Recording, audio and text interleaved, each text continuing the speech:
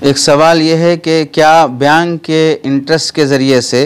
Income tax से बचना दुरुस्त है या नहीं है, यानी कोई ऐसा हीला बहाना करना जिससे इनकम टैक्स से बच जाए। जैसे उसकी एक शक्ल है कि अगर किसी शख्स के पास इंटरेस्ट की काफ़ी रकम मौजूद है और अगर किसी सरकारी स्कीम में वो इंटरेस्ट की रकम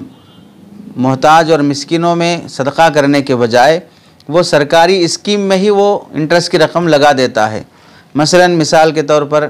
अगर कोई शख्स 5 साल के लिए वो इंटरेस्ट की रकम एफडी करा देता है या 5 साल के लिए वो किसी पोस्ट ऑफिस में वो इंटरेस्ट की रकम जमा कर देता है।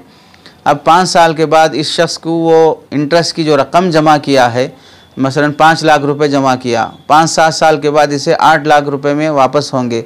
इधर उसे इनकम टैक्स भी कट रहा है, तो वो इनकम टैक्स जो कट रहा है वो इंटरेस्ट की रकम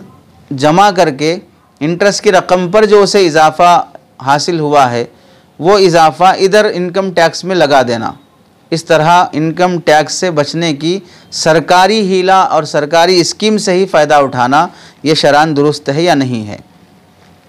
जवाब इसका यह है कि फ़ुक़हा ने इनकम टैक्स और सेल टैक्स वगैरह को, जिसमें से जीएसटी भी शामिल किया है, बाज़ हज़रात ने इसको ज़ालिमाना और जाबिराना टैक्स शुमार किया है और इसका इस्तेमाल भी गलत जगहों पर और सही मसरफ़ में नहीं होता है। इसलिए फ़ुक़हा ने इस बात की इजाज़त दी है कि इनकम टैक्स से बचने के लिए आप किसी भी सरकारी स्कीम से फ़ायदा उठा सकते हैं और इस तरह इंटरेस्ट के पैसे को सरकारी स्कीम में लगाकर उस स्कीम से फ़ायदा उठाकर और इस स्कीम से आने वाले प्रॉफिट को